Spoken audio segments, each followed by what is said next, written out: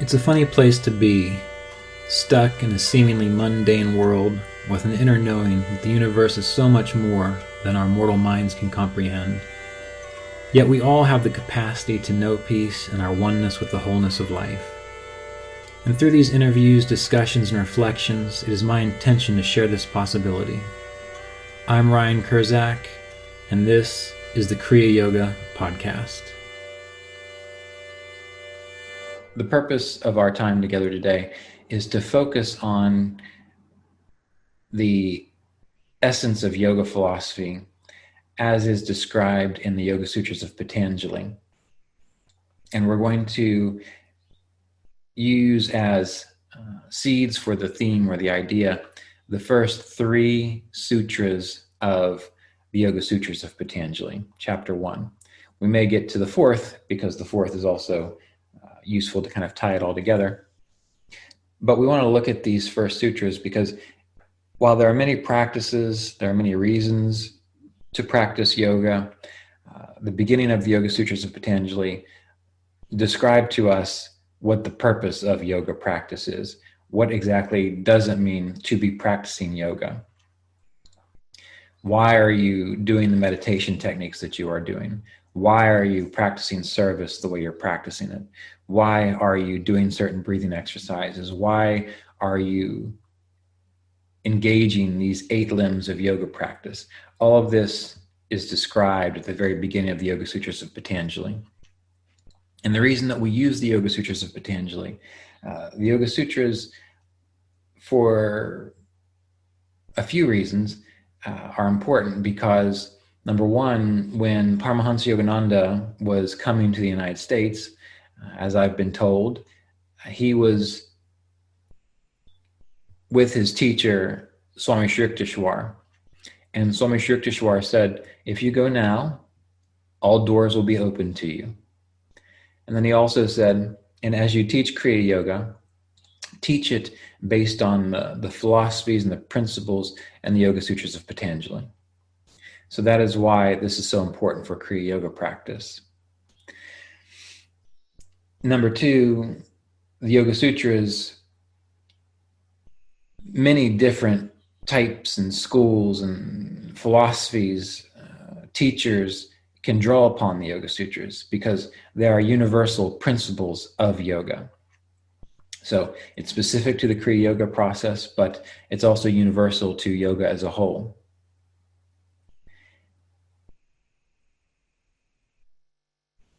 Now, the first sutra seems really just like an introduction.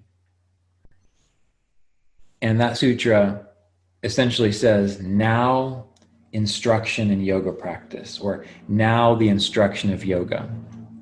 Some people translate that as now instruction in yoga in line with an established tradition, but it's implied that you've already been living life a certain way. You're already part of a tradition, and now you can practice yoga because you are prepared.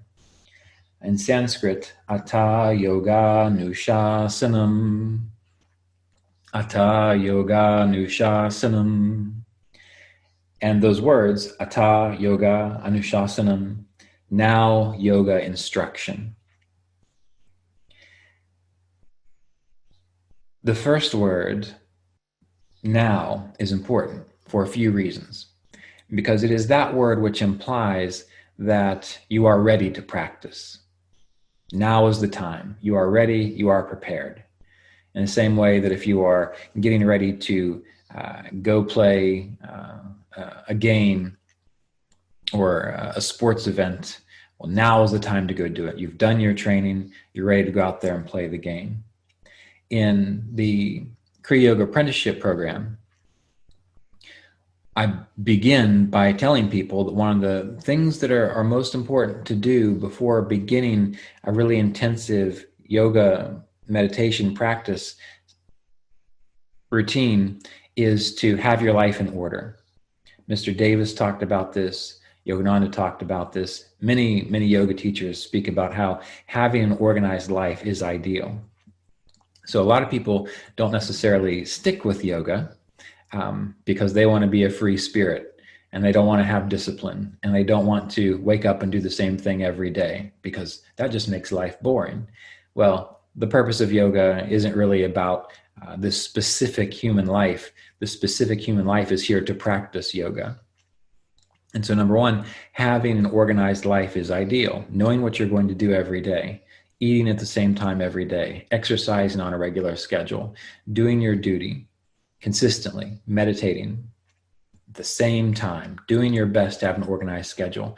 Because once you get in that kind of a groove, you're less likely to say, well, what am I supposed to do today? Or what is the purpose of life? Or why am I here? Well, you know why you're here. You've got your checklist. You get up and you do it every day.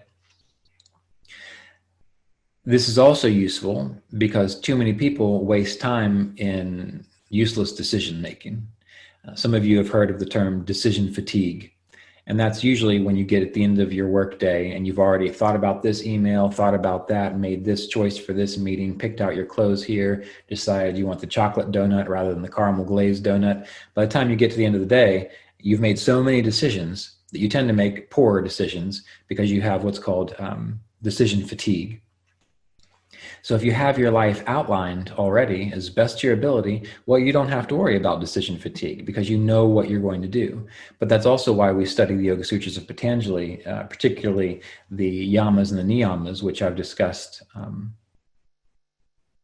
in the Kriya Yoga Apprenticeship course, as well as on the YouTube channel, Kriya Yoga Online.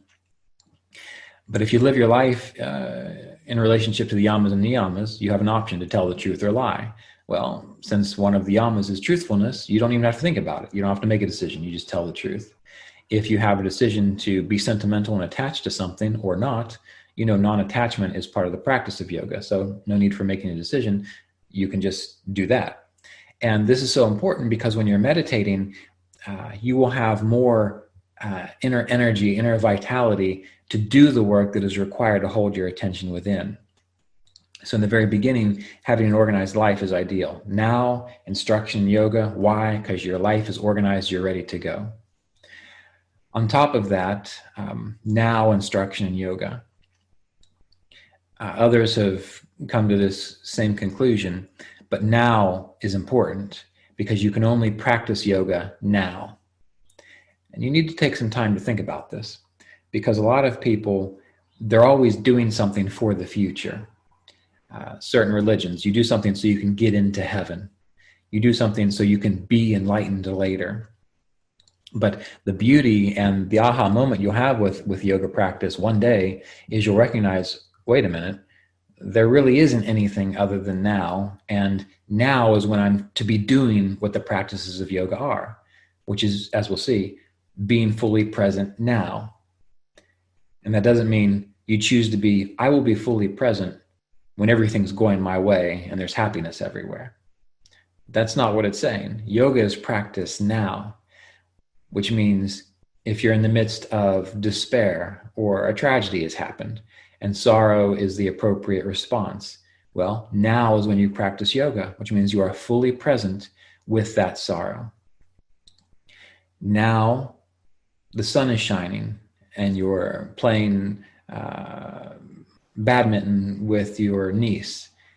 Now you practice yoga. Now you are present with that joy and with that freedom and with that love. And this is what trips a lot of people up because, again, they're thinking yoga happens when everything is working out my way from the personality perspective. But no, yoga is happening now, which means you are present now in every moment. And this is where, as we get deeper into yoga, we begin to have to understand the yamas and niyamas, things like non-attachment. And this is where, again, people get tripped up because they start to feel a little crazy compared to what they've been before in the normal human condition. Because if you are now, then that means when a tragedy occurs and it's appropriate to be in sorrow and despair, well, you are in it now. But eventually, that won't be appropriate. And so if you're non-attached, you are with it while it's there, but then when that cloud passes or when the situation passes and you are in a new moment, a new now, you have to let it go. You have to be unattached to that sorrow, to that grief, and then be in relation to what's happening now. This is troublesome to people because the ego, the mind, creates a structure that likes to feel a certain way. And many of you feel a certain way all the time, whether you have consistent anxiety or apathy or joy, or you're angry a lot. You might not even know it because it's so consistent. It's such a theme for you, and you hold on to it. So when someone challenges you to let go of that anger, or to let go of that despair, to let go of that anxiety, you don't want to. You'll find another reason to experience one of these difficulties because you're comfortable with it. That's how you know who you think you are. And that's not being in the now. So there is a letting go of the sentimentality of the personality, and that is stressed. That is stressed in just about every self-realized person's teaching that I've known or studied with, or read about, or applied. So we have to remember that this idea of practicing in the now, number one, it means that you're prepared. You're ready.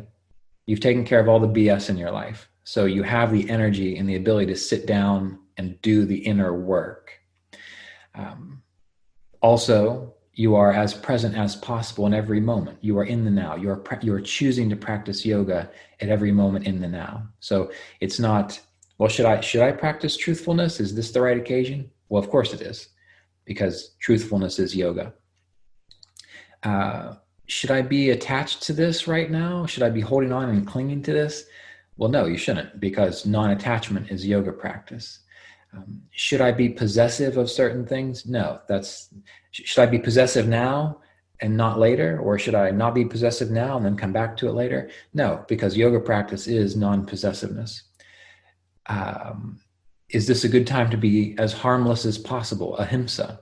Well, of course it is, in every moment. You don't just pick and choose when to practice ahimsa. It's always now. And this throws the reality of yoga in your face. This brings it right up to you and makes it real. And you have to have courage, faith, inner strength, these kinds of virtues to do this. You have to develop them. You have to decide, I'm uncomfortable now, but I'm going to try it anyway, until eventually you start to recognize that you can apply these virtues at any time, and life is still there. Life is still present. Yoga is still now. This very first sutra, Hatha Yoga Nushasanam, now the instruction of yoga. There are many different levels of this. But what you have to remember from our perspective in this introductory discussion is that what that means is you are prepared. And your preparation actually is yoga practice. So let's say you do have lots of these psychological complexes that make you think funny things about how the world works.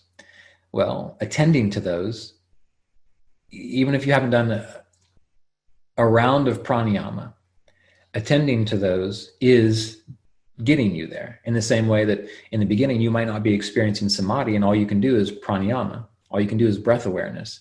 Well, that's yoga practice, because it is preparing you for the experience of oneness or samadhi. So everything you do on that spectrum of intention to realizing the self, of inner contentment, of practicing yoga, everything you do, even the smallest thing you do, is yoga practice. So even the preparation is yoga practice.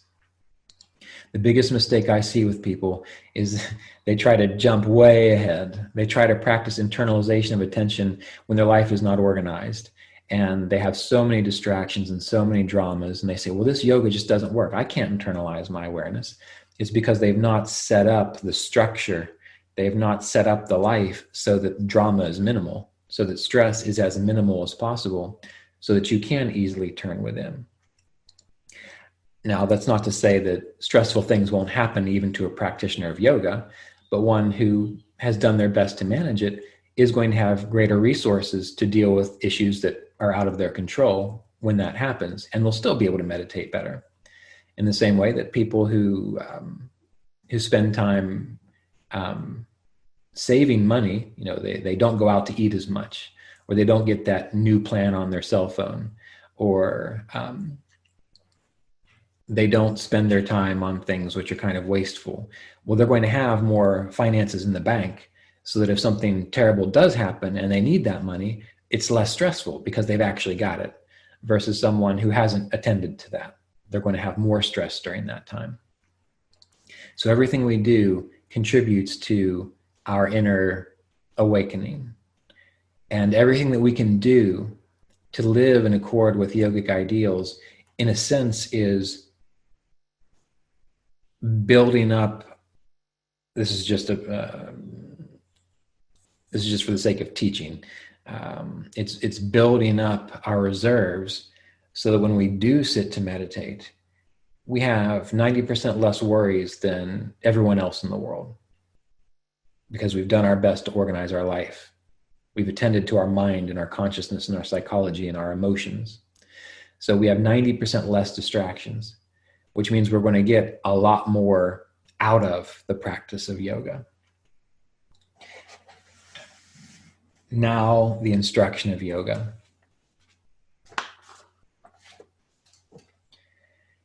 In Sutra 2, this is the classic sutra that everyone refers to and reads about, and tries to hopefully pay attention to. And there are many different ways of interpreting this. We have to remember that the Sanskrit language, there are a lot of nuances in the words that are used, but it's a very precise language. So let's see if I've got a copy here. Do I? I might not. It'd be great if I did right here. And this might not be the best example because Mr. Davis does tend to be fairly straight on with his interpretations as well.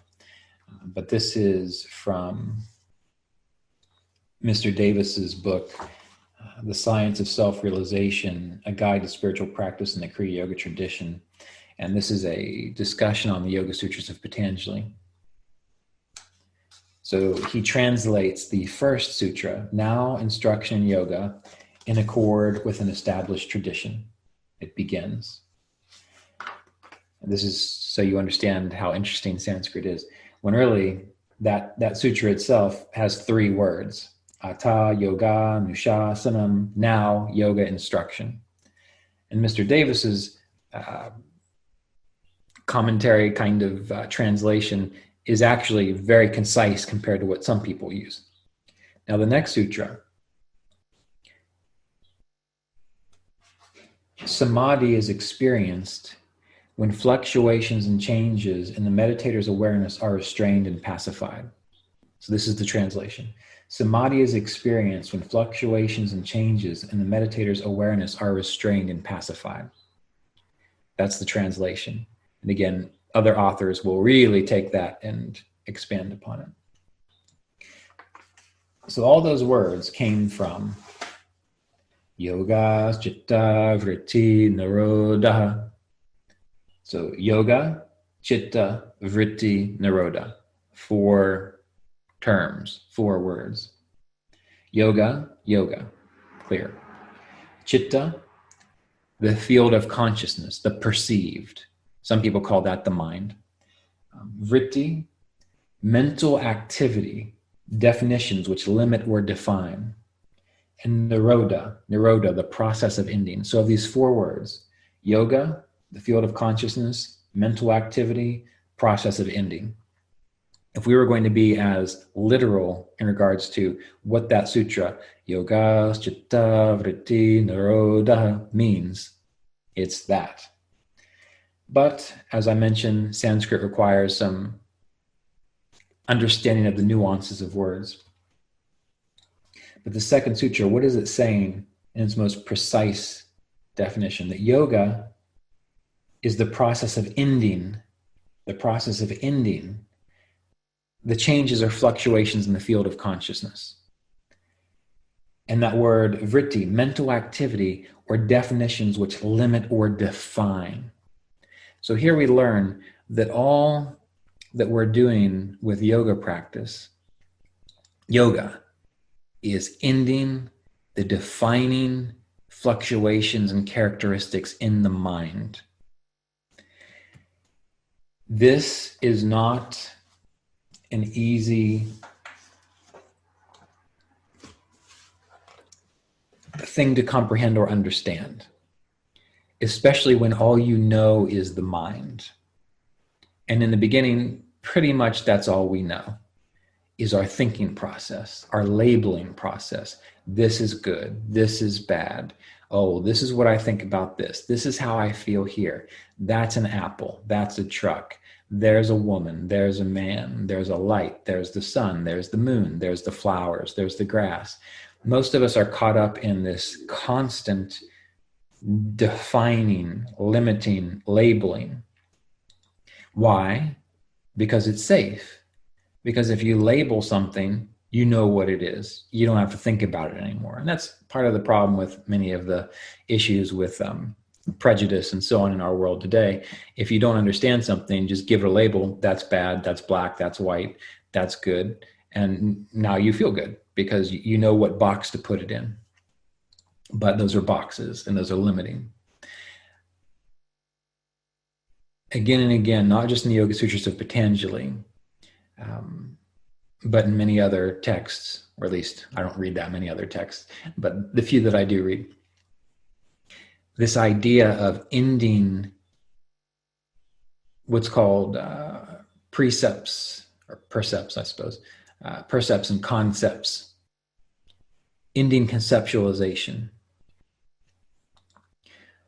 When we have organized our life so that we can sit down and practice meditation well, ideally, we are learning to abide free of concepts, free of concepts. The moment you sit down and close your eyes, there are no more, you can't say that's the chair, that's the light, that's the wall. Your eyes are closed. That's one step of internalization of awareness. You have cut off quite a lot of the things you would conceptualize in your mind. And what's beautiful about just closing your eyes, many people think that meditation is a lot more than that, and it is. But what's beautiful about closing your eyes, I've played around with some neurofeedback devices, and I've watched the little printouts and things. And now I began doing this many years after I had already been meditating. So I'm not sure how it works for people who haven't been meditating. But what was really beautiful to watch is the moment my eyes closed, a good bit of the neural activity in those graphs went down. I mean, it was almost instantaneous. Just not even practicing the meditation technique, not even trying, just sitting up, breathing, and closing my eyes. That cut off so much external stimuli, which does what? Gives greater energy to the nervous system to process consciousness, to go deeper into clarity of consciousness. So everything that you're doing with yoga practice, in a sense, is training you to let go of attachment to concepts. Training you to let go of attachment to concepts. When you're practicing mantra meditation and you're directing all of your awareness to that phrase, Soham, Hong Sol, the Gayatri mantra, Om Namah Shivaya. When you're giving all of your awareness, your eyes are closed, you're turned within, you're meditating, you're just holding your awareness on that mantra. Immediately, the majority of all of the concepts, all of the mental fluctuations cease because you've brought it down just to one point. You've brought it down to one point. And this is where the work of meditation comes in. The work of inner realization comes in with your yoga practice. Because when you start meditating, I don't think this is probably true for most of you, but when you start meditating, there is this sense of, okay, I'm going to do this mantra, I'm going to experience inner peace. And then you start doing it, and you experience a little bit of peace because you've cut out all the concepts, the distracting things around you to the best of your ability. But then your mind starts kicking in. And though you're trying to hold on to that mantra, Om Namah Shivaya, it's like there's a force trying to pull you. No, you have to think about this problem with your parents.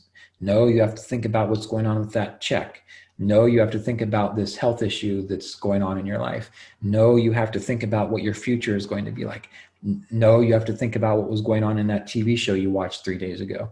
No, you have to think about that silly drama that your friend keeps trying to pull you into. It's like you bring your awareness to this mantra, and now all of a sudden it feels like there's this external force pulling you up. No, pay attention to that. Pay attention to me.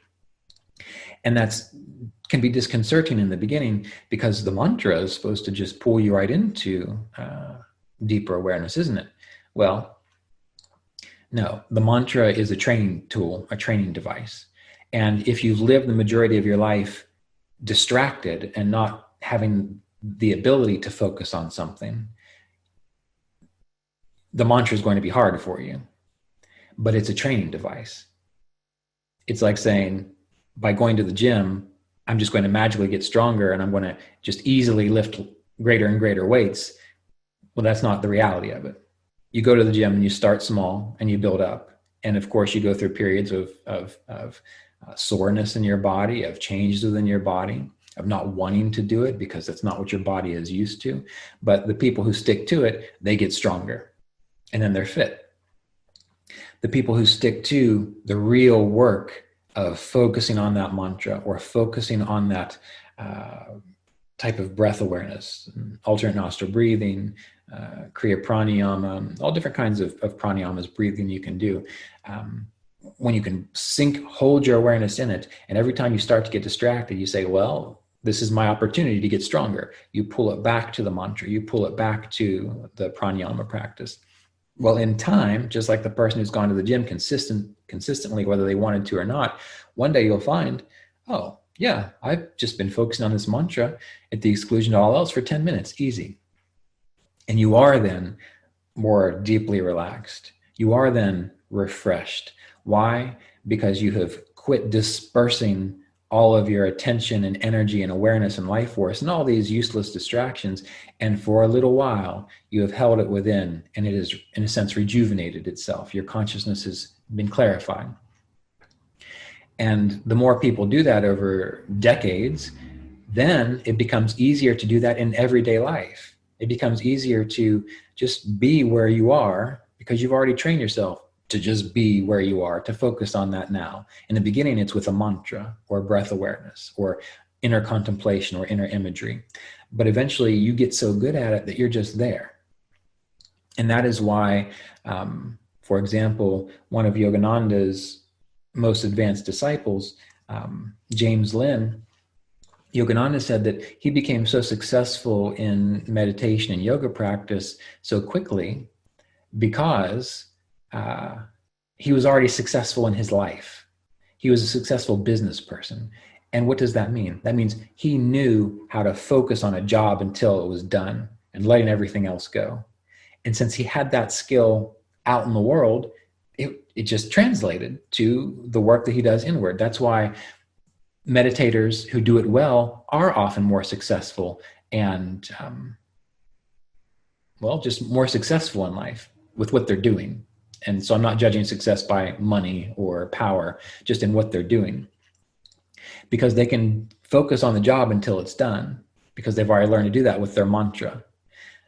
So there's no magic in it. It's just training your consciousness to, as we saw in the second sutra, yoga chitta vritti nirodha, by ending the fluctuations in the field of consciousness. And you do that by learning to focus.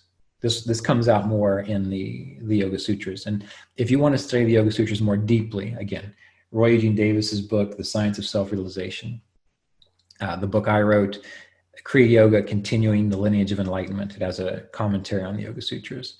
At kriyayogaonline.com, there's a 26-hour Yoga Sutras course where we go through the whole thing. So this is just the introduction. But that is the essence, the essentials of what we are doing with yoga. Everything we do which allows us to let go of concepts, let go of these fluctuations, brings us more fully in the present. And sometimes we have to focus on one thing to get good at it. I think meditation is the best way to do it. But ultimately, doing it in everything you do in life is the way to support your meditation as well, which means if it's time for you to cook breakfast for yourself, well, then that means when you're cracking the egg, when you're frying your potatoes, when you're getting your spinach out, everything you do is, I'm just cracking the egg. That's your mantra. I am looking at the spinach. I am frying the potatoes. I'm grabbing the spices. You are there. You're not doing that with your hands, but your mind is thinking about your day ahead. Or you're not doing that with your hands, but your mind is worried about something that you can't prevent, illness, death, or otherwise. That's just part of life. Then that moment of cracking the egg, of frying your potatoes, of getting the spinach out, that is, you are letting go of all these other distractions, fluctuations within the mind, and you are strengthening your ability to be there now on that one thing. And this is how yoga starts, by learning to be on one thing at a time. You have to be able to do that before you can let go of it all and experience freedom from everything. You have to start with focusing on one thing at a time. So everything you do can be part of this practice. And that is why instruction in yoga is now, because you want to do that in every moment. If there's going to be a time when you need to worry about a meeting with a doctor, well then worry about it when you get to the doctor. And well, how can I do that? You train yourself. There will be a time for worry. There will be a time to just focus on making breakfast. This is the hardest thing that many people face when they're practicing yoga, because it seems almost inhuman. And again, yoga is not about supporting your human experience. The human experience is there to support yoga. This is why those realized beings seem so just different than everyone else, because they know the purpose of life. And Yogananda said that too. He said the purpose of life is much different than what we think it is. It's not about all these things that culture and our society has brought to us. It is about mastering our consciousness, mastering our consciousness. Now, the third sutra. Tada drashtu svarupe vastanam. Tada drashtu svarupe vastanam. Then the seer abides in its own nature. Then the seer abides in its own nature. So tada, then, drashtu, of the seer, or I. Svarupe, in essence, in my own nature. Avastanam, abidance, remaining. So again, we have, in a sense, kind of four terms. And Mr. Davis, well, he really sticks to the meat of it here. The seer then consciously abides in its own nature. So now instruction in yoga. Here it is. This is your time. And when I've contemplated this or even remembered trying to work that in, I can remember having a feeling of resistance to it. Or if you've ever played with magnets, and if you flip the magnets around and you try to push them together, there's a certain way that they just repel each other, they repulse each other. And I can remember dwelling upon this and knowing I need to do this in every moment. And then something would come in and it'd almost feel like a force in my chest saying, no, now's not the time. Now you need to think about this. Now you need to do that. And, if you quit worrying, I can distinctly remember being at the end of my college days when I first got into yoga. And I came from mostly Italian family. And I don't know what you know about Italian families. And maybe it's just Italian families that have been in the United States for a generation or two. But they worry about everything. I mean, every time I would drive somewhere and there was a little bit of rain, my grandmother would lose her mind. Oh, be careful, don't kill yourself. I'm thinking, look, it's just raining a little bit. I'm not going to kill myself. If I drove more than 2 hours away, you thought I was flying to the moon and 20 million things could go wrong. And one day I remember sitting out against a column. It was in the morning. It was right after a philosophy class, and the sun was shining down. And at the time I smoked, and I was just sitting there smoking a cigarette, and I recognized, wow, my mind is so messed up. Because the way I look at it is, if I'm not worried about something, then something's going to go wrong. And when that dawned on me, I thought, holy moly, that's the way I've been living my life for the last 19 years, as though I have to worry, otherwise something's going to go wrong. And many people live that way. And so as I contemplated the sutra and now instruction in yoga, and the fact that yoga had to be practiced now, I recognized I have to let go of that. Right now, I'm just sitting here smoking a cigarette in a beautiful morning. I've had a wonderful philosophy class. I really enjoyed it. The sun's shining in. Sure, my grandparents are going to die one day. Yeah, I'm not going to be this young forever. Who knows how much money I have in the bank to pay my rent, but none of that matters at the moment. So now I'm just going to be where I am. And there's almost this repulsion to doing that. So maybe you find that to be the case too, where right now, I need to be present with what is right here, right now. But there's a repulsion because you think that's not right, because I'll worry about that in the future, being okay now. I'll deal with that in the future after I've done enough pranayamas, after I've studied enough of the Yoga Sutras, after I've cleared up all of my karma. Well, if you're stuck in that loop, you will never come to a point in time where it will be enough. So you have to start doing it now. You have to start accepting that right now is enough. Right now is enough. If it's a beautiful moment, right now, be in that beautiful moment. Don't live in the fear and the anxiety of things that have happened in the past. If it's a beautiful moment now, be in that beautiful moment now. If then later on, you get a call from your debt collector saying, pay your bills, all right, that's the time to worry, and then go get your checkbook out or make a plan about how you're going to get a second job or quit spending as much money on Cheetos. That's the time to do that. So at that point in time, you're not going to think back to that beautiful moment when you're sitting outside, because you don't want to be attached to what's not there anymore. So practicing of yoga really is in every moment being there and practicing yoga. Now, practice yoga. Now, instruction of yoga. What does that mean? Now, you are working to let go of the changes and fluctuations in your consciousness.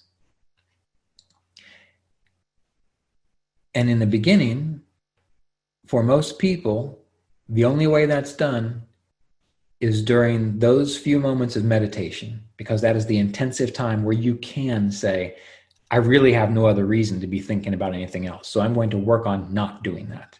And that can happen through focusing on a mantra. Many pranayamas, alternate nostril breathing, so simple, nadi shodhana, simple, easy. Anyone can do it. Doing that for 12 to 24 rounds will begin to move you into that letting go of these changes.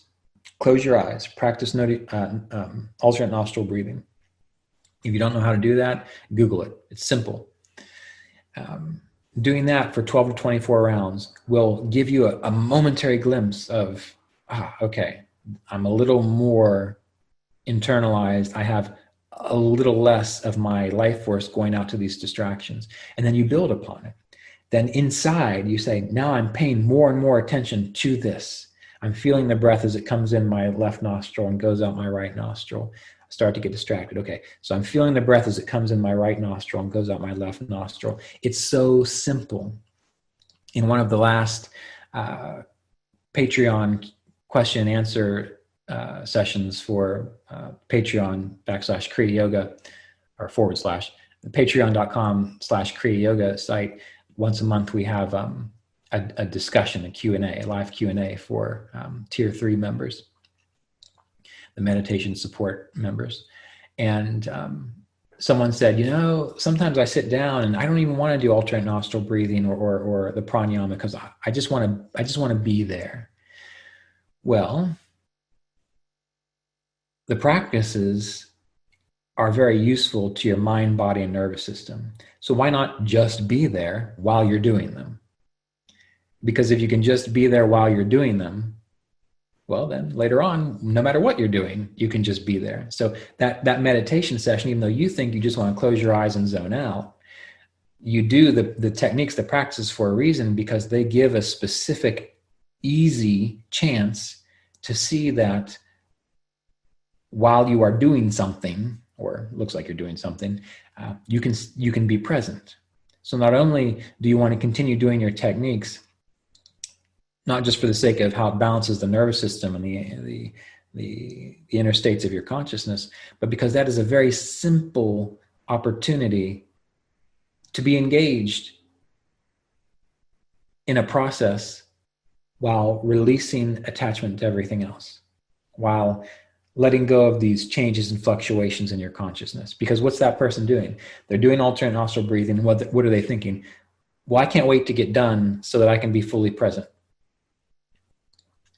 Well, that's a concept. Why not just do alternate nostril breathing and just be fully present? That way, when you're done doing alternate nostril breathing, you will be even deeper into the process of, as Lahiri Mahasaya says, abiding in the after effects of certain techniques. So, to recap, when the changes and fluctuations and definitions are ended, meaning you're letting go of your attention on them, then the seer, which is what you really are, abides in its own true nature. Then the seer abides in its own true nature. And this is something that comes in time. You catch glimpses of it by practicing the techniques, but you also can contemplate, who am I or what am I? And that requires taking time every day to observe the body, the mind, the drama in your life, and asking, okay, well, what is it, or who am I that is aware that this exists, that is aware of these concepts that I have of the body, of the mind, of my preferences, of the drama in my life, or the joy in my life? And you begin to pull back to that witnessing presence, which is pointed to as the I, or the seer. And in time, through the practice of yoga, not just meditation, the full practice of yoga, you begin to recognize that there is an I, there is a seer, there is an awareness which is eternal, which observes the body, observes the mind, observes your relationships, observes your activity. And whether you're doing a certain activity, feeling a certain way, aware of your body or not, it is still present. And through the ending of the changes and definitions and fluctuations in consciousness, you begin to recognize that that is what you are. And so then the more that happens, as time goes on, the less reactive you become to anything. And the less reactive you become, the more peaceful you become. Because let's say, let's take a teenager, for example, who has just been given the car of their dreams. And so they've got wealthy parents, and they've just been given the car of their dreams. They love that car. They're identified with that car. They polish it every day. They make sure the tires are just perfectly inflated. They check the oil all the time. They're making sure that car is running smooth.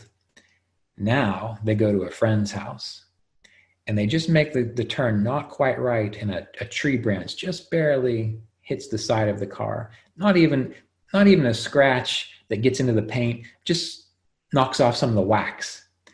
And they get out and they freak out. My car, what has happened to my car? Well, that is like someone who is so identified with their body and their mind that the littlest thing happens, they become reactive. But let's say you meet someone who's been alive long enough. They don't even practice yoga. They've just been alive long enough that they've got some sense. And they're in their 60s, 70s, 80s, and they're driving their car down the road and something happens to it. Do they even have a blip or even a momentary response of, oh no? No, because they don't identify with the car. They know the car is just a vehicle to get them from point A to point B. If something ever really happened to the car, they just get a new one. That's the difference between someone who is all caught up in physicality or their body, mind, personality, and someone who's been alive long enough that they've realized that they're not their car. Well, through the practice of yoga, as you mature, you recognize you're not your body, which means if something goes wrong with it, okay, you deal with it as best you can. You try to preserve your body, but you're not going to react. You're not going to freak out. You know that bodies are things that come and they go. If friendships come and they go, you don't lose your mind every time you have a loss in your life. You feel the grief of the pain, but you let that pass because you know other friends come. In the same way that you know, as you recognize what you are as a spiritual being, as an awareness, the bodies come and they go. So through the practice of yoga, you begin to recognize this. And once more, this is one of those reasons why very few people make progress in yoga practice. Because even the ones who say, oh, I want to go all the way, you start telling them that they have to let go of all the things that they're attached to, the subtle things, the subtle definitions of self, and they'll start pushing back. One of the biggest obstacles to self-realization, as Mr. Davis would say over and over and over again, and pretty much every aware, reasonably alert spiritual teacher would say, that the biggest obstacle that we have is identifying with our false sense of self. Because right now, that's all that we know. It's hard to conceive of a fact that you exist not in this body or in this personality or in this mind. But that's why we practice yoga, so that we can go within and start to have that awareness come forth, that inner awakening come forth. And then you mature. You recognize the purpose of life. You recognize that, again, yoga is not here for your human self. Your human self is here for the practice of yoga. Like, you are not there for the car. The car is there to help transport you places. That's what this life is about. Because of television dramas, because of stories, because of what our parents have taught us about the importance of having children and leaving a legacy and contributing to the world and having plenty of money and all these sorts of things, because that's been in our mind at such a young age, it's hard to shake. This doesn't mean that you become inhuman. You still react appropriately. Others in the Kriya Yoga apprenticeship program and even in the Patreon discussions have heard me talk about this. You learn to love for real. What we think of as love is usually clinginess and attachment. But what if your love was free? What if you were with someone and you just loved them? You were devoted to them. But then when it was time to go to your job or to travel across the world, it's okay, you let it go because that love was there in that moment. And of course, you might see them again and the love can be there again, but the cleanness and the attachment doesn't make it better. In fact, that makes it more binding. When we talked about, in one of the last discussions, the idea of sattva, again, many of you might not be familiar with this, but I think most of you are. In the Yoga Sutras of Patanjali, throughout the text, there's this emphasis towards sattva, developing a sattvic life. There are the three gunas, which again, if you want to read about those, please see Kriya Yoga Continuing the Lineage of Enlightenment. There's discussion on the gunas, or the great cosmic forces. But there's tamas, which is heaviness, inertia, darkness. When we're engaged in that kind of life, we're apathetic. We don't really care a whole lot. And then when things happen, our response is typically like anger or violence. When we're living a rajasic life, that's a life of transformation. We want to make things happen. And so we're trying to make things better all the time. We think we are the doers. We can make this better. And that's false. Rajas means mist. It's like the mist that obscures the truth of the nature that we are not the doers. We are participating. We are vehicles in a sense, but we are not the ones making things happen. When you're engaged in Rajas, you are constantly caught up in the future. We got to make this better. And when it's really active, we become passionate. When we become passionate, we lose our sense of clarity. It's okay. We need each of these things. Tamas helps us to be stable and to rest, to rejuvenate when it's appropriate to do that. Rajas helps us to make the changes so that we can focus on what's important. The problem is when it becomes too much, when that's all we do is change, where that's all we do is sleep. There's a place for all of it. But the final one, sattva, is related to clarity, inspiration, light. And you know that you're in sattva when you are doing something and you are just doing it for the love of it. You're not doing it because you need it there to make you feel good about yourself. You're not doing it because you really want it for later. You're just there, and it's just beautiful. And there's nothing else in your awareness other than what's happening. That's a sattvic state. They say that individuals who are engaged in sattva, they don't do anything for any other reason than because of love. So in the Yoga Sutras of Patanjali, there's this idea that you cultivate sattva, because sattva is as close to truth and source as we can get this side of human experience. But it then goes on to say, but you have to let go of that too. And many people get confused there. Well, I have to let go of that? They think it's like a moral imperative that they practice, they exist in sattva. Well, if you're doing it for morality, you're not doing it for its own sake. But sattva is light, is clarity, is inspiration. That's why when you practice meditation and yoga, they say that in the Bhagavad Gita, the highest form of yoga is just doing it for its own sake. Why are you meditating? For its own sake. Not to make you happier, less anxious, better, because it's the thing to do. Why are you practicing yoga? Why are you practicing truthfulness? Why are you being harmless?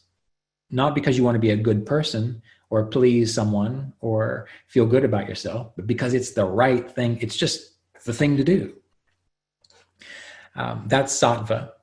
And you have to let go of it. You don't have to worry about letting go of sattva right now. You have to work on developing sattva. And that's what yoga practice does. Because what happens when sattva is developed, it's like having a healthy, loving relationship without clinginess or attachment or codependence. When you are in a healthy, loving relationship, whether it's a friend, a relative, a lover, a spouse, a child, when you are with that person, you are with them right then and there. You are enjoying your time together. When it's time to part ways, you go do your thing, they go do their thing.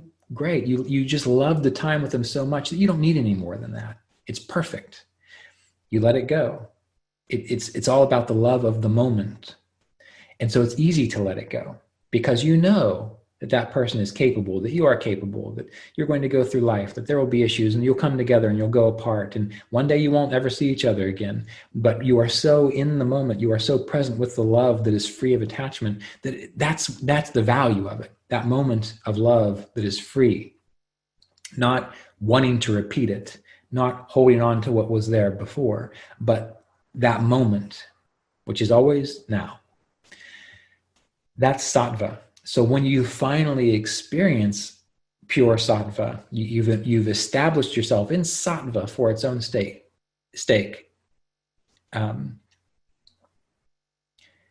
You then, or for its own sake, for its own sake, then you're free. Then it doesn't matter whether you're doing certain things or not, because you're free. You are constantly in that state of love and inspiration. And that is much different than that clingy, think about the future kind of state that most of us are stuck in. So you might not be able to imagine it right now, but through the practice of yoga, that's what it's like. And then you understand what it means that eventually you have to let go of that too, which essentially means that you have to be adaptable. Sometimes you have to engage in tamasic activity. You have to rest. Sometimes you have to engage in rajasic activity. Something needs improved.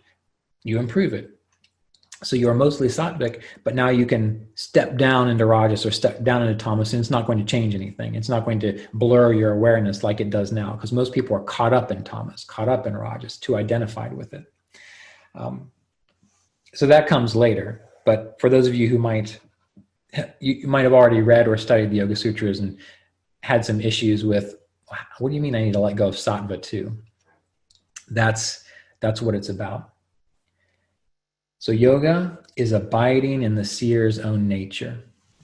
And we will go on to Sutra number 4. because it kind of ties all of this theme together.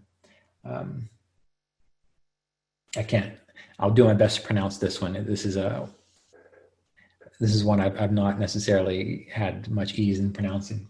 Vritti, sarupyam, itaratra, which means vritti, definitions, sarupyam, conformity, identification, itaratra, otherwise.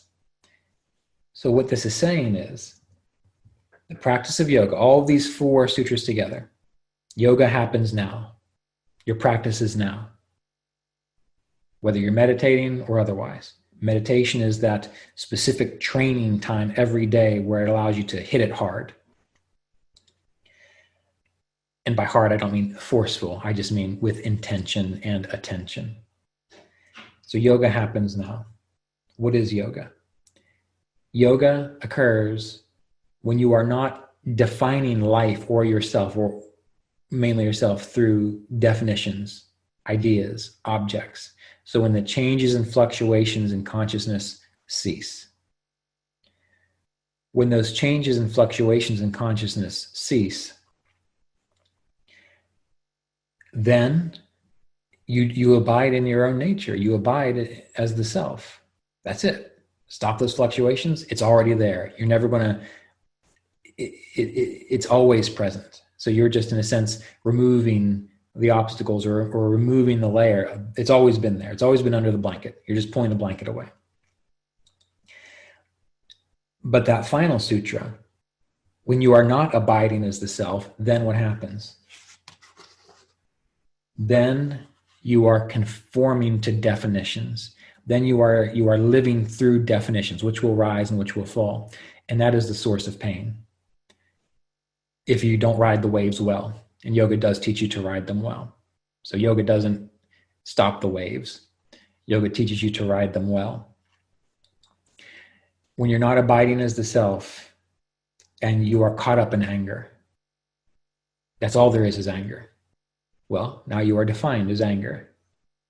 When you are abiding as the self and you are caught up in the rapture of some kind of joy, well, you are defining yourself as that joy. That joy is going to go away, which means you're going to eventually feel, not quite right. The anger, if you start to identify with it, when it goes away, you get uncomfortable. Wait a minute, why don't I feel angry anymore? And you'll find a reason to feel it. But if you keep practicing yoga and meditation such that you keep catching these glimpses of the self, of experience of the self, really, not catching a glimpse, but abiding as the self, you learn to just stay there. In the same way that as that kid who with the car gets older and older, he starts saying, oh, right, I'm not the car. The car takes me where I need to go. That scratch isn't going to ruin my day. You begin to see what you truly are as the driver, in a sense, in that situation, rather than the vehicle. So the human life you begin to see as the vehicle. And I really wish that I had a way to explain to you what it's like to experience life as a vehicle rather than a thing that you have to make perfect. That just comes through the practice. You start to feel it. It starts to become more apparent to you. And this is why we're practicing yoga. And this is what the first 4 sutras in the Yoga Sutras of Patanjali lay out for us in the practice of yoga and in the practice of Kriya Yoga. And everything after that, everything after those 4 sutras is either further clarifying the understanding of how that's done or how you need to understand it, what the case is in that situation, or practices or how you live your life so that you begin to realize that. So Patanjali lays out, this is what's happening. Yoga happens now when there are no more when you're not defining yourself through anything that can change. You then abide as the self. By staying there, that's yoga. And at any other time, you're not practicing. You've lost yourself in definitions. From that point forward, now he starts saying, these are the obstacles. These are the things you have to be aware of. These are the things you have to embody, the way you have to act, be. These are the steps you take, the 8 limbs of yoga. If you do that without attachment, just as duty, because it is the purpose of this human life, then these first 4 sutras become clear to you. So if you've ever been confounded or confused by how it's defined, you figure it out by doing the work, which is described in the Yoga Sutras of Patanjali, the Bhagavad Gita, your local or non-local spiritual teacher who's spent some time doing it, and you learn it for yourself. You recognize the truth of the matter.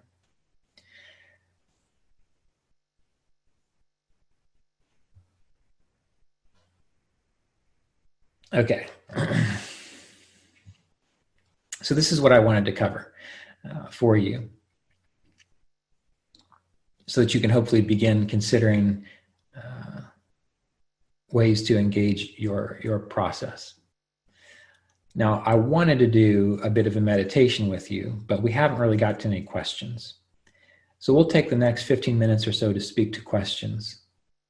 And what I'd like you to do on your own is go to youtube.com/Kriya Yoga Online, go to the playlists tab, and just pick one of those, the playlist that deals with guided meditations.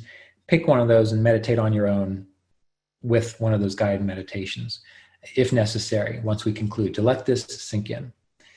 If you already have a solid meditation routine, take a moment to consider, all right, how can I, even now, begin applying just a little bit of what I've learned here to how I'm approaching meditation. So begin from this point forward thinking about what you've been doing, which is wonderful that you've been doing something at all.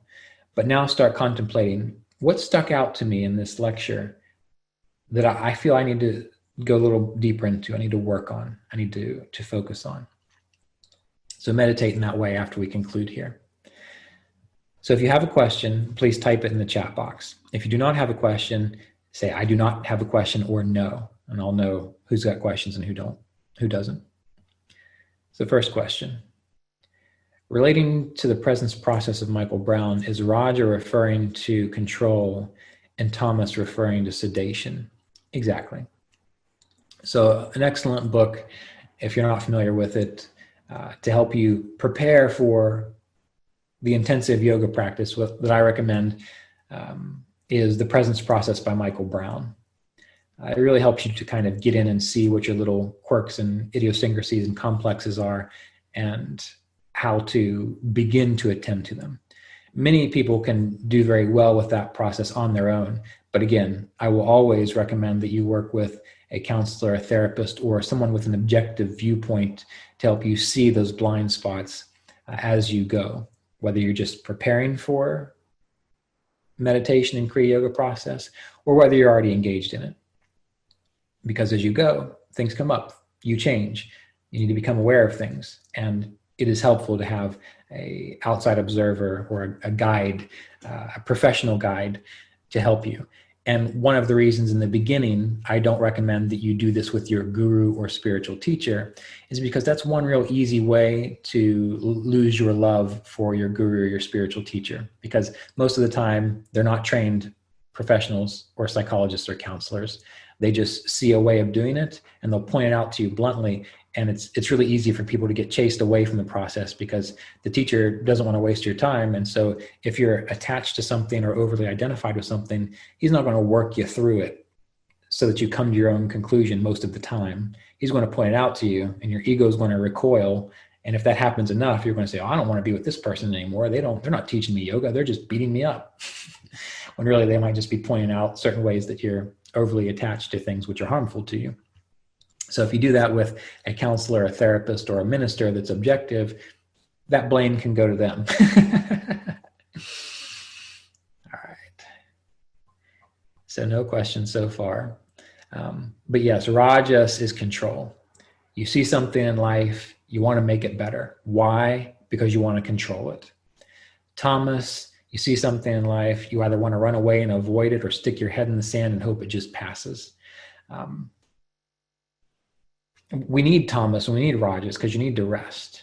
And sometimes you need to make a plan and change things so that you can accomplish a goal which is supportive of your yoga practice. Again, it comes down to when we allow ourselves to be defined by or overly attached to change. Those are the type A people who are always going to the gym because they got to do it harder, do it better, get stronger, or they always have to make their career better. You know what? if your body is healthy and you're going to the gym 3 times a week and you're doing weight training and you're working on your heart, that's great. Let it be enough. Don't stress out about it. Don't overtrain. If you've got a good job and you've got enough money to pay your bills and put some for saving, and that gives you free time to meditate and practice yoga, well, you don't need $100,000 more or a bigger office to do that. Remember, this life is here for your practice. You are not here for this life. Manage your resources well. I remember being an astrologer, and I was pretty good at what I did. And people would say to me all the time, if you just did this, if you worked harder here, if you spent more time doing this, you could make hundreds of thousands of dollars. And I said, well, I'm not doing this to make hundreds of thousands of dollars. I'm doing this so that I can be helpful to people, and so that I have enough money so I don't have to worry about where my food is coming from or if I've got enough electricity, so I can sit and I can meditate. That's why I do it. So your life, you need to think about your life in that regard too. Particularly people from India, this comes up a lot, especially in my astrology work. There's always this question of, how do I get more? How do I get a greater position? How do I increase my education? Well, you got to back off of that a little bit. You need what you need to have a life so that you can practice yoga. Anything more is excessive and a waste of time from the spiritual perspective. It's true for people in America and other countries as well, but I've just noticed that when interacting with Indians, there's just quite an emphasis on getting a better position, increasing. Well, maybe Americans are lazy. I'm an American, and I think that's probably true often. So we have to ride that fine line there in that regard. All right. Not all Americans are lazy. There's always, we can make these judgments, but they'll only be true for certain people. Okay, so here's a question. How did you train yourself to ignore the noises from outside? I'm currently in a situation where there's a family with a young kid upstairs, and they make heavy noises through the day and night. This is distracting during my meditation, during other activities. I was wondering if I should train myself to ignore or just move to a new place with less noises. Well, I will tell you, as one person who is easily disturbed by noises, is that there's always going to be noises. I used to think, it's got to be perfectly quiet, or the people upstairs, come on, don't they know I'm meditating? Or that kid should be more quiet, or the college girl downstairs who just moved in, I wish she'd quit having sex with her boyfriend. You name it. I've been in a living situation where that happened. Or music, that's always the big one. I love music, but when I lived in a condo and someone moved in and all you can hear is the bass, ba-boom, ba-boom, ba-boom. I love music, and I'm sure I've driven people nuts with that too, but I couldn't stand it. So what I did was I realized that everything is consciousness. And so I don't know if I've done it in the playlist videos, but usually I like to start out meditations by just being aware of what's going on around you, as though that is what the current state of consciousness is, which means you start out by feeling the body. So you close your eyes and you sit up straight, and you just feel the body. And you're not going for a blissful, deep relaxation. You're just noting, all right, well, I feel some tension here. I feel pretty good here. Overall, the body is kind of warm. My legs are cold. You're just noticing what's going on in the body, whether you've got a sharp pain or it just feels wonderful. It doesn't matter. You're just observing it. And you start maybe taking a minute or two to feel the body, because that's bringing your awareness to your nervous system. What is the current state of your consciousness right now as you're going to meditate? Then what I do is I feel the breath. Just feel the breath. What is it like to breathe? If distractions arise, I admit to myself, well, what I'm doing now is paying attention to the breath. So I do. I do that for a minute or two. And then wherever I am, whether I'm in a meditation hall or my meditation room, or I'm in my office where I can hear motorcycles going down the road, or someone talking in the next room, or a teenager on the second floor jumping rope. That really drives me crazy. So I'm still working on that. What I do is I just sit there and I just admit, this is just what consciousness is right now. Who cares if someone's jumping rope? It doesn't matter if there's someone talking. That's just what's happening. That's what God is doing. And if you can start to use that kind of terminology, that is what God is doing. Well, who are you to complain? It's God. So you love God as God is right now. And that might take some time because your brain and your nervous system are programmed. They've got little triggers in there. For some reason, that jumping rope, it links back to something in the lizard brain that you're not quite aware of, or the kid running around upstairs. It links back to something that troubles you a little bit. So you have to kind of breathe through it. And once you can breathe through it enough and admit, this is God. No one's being murdered. I'm warm enough. I'm safe. If all these things are met and there's just some kind of noises, let it be God. Let it be what God is right now. And when you start to do that, it becomes okay. And when it becomes okay, it becomes less of a problem, and it becomes easier for you to then, okay, well, that's what God is up to. So I don't have to pay attention to it anymore. It can do whatever it wants. And then I begin to practice internalizing my awareness. So if there are noises there, that is the perfect opportunity to say, all right, love God. Now internalize my awareness, because really what I need to do is internalize my awareness. That way, if you can internalize your awareness when there's a kid running around upstairs, that's easy. Now, when something actually truly happens in your life that's troublesome, you've got the practice that you know how to do it. So you use these little things in your meditation as an opportunity to practice going within. So you have to ask yourself, am I hearing people being murdered and gunshots and it's driving me crazy? Well, yeah, then you might want to move if you can. Otherwise, if you can't, what do people in prison do? They have to tune all that stuff out. And so oftentimes, at least one or two people I've talked to, they've become really good meditators because they've been in situations like that, and they've had to go within deeply. So everything's an opportunity for you. And your life is set up such that the opportunities are given to you to work on what you need to work on.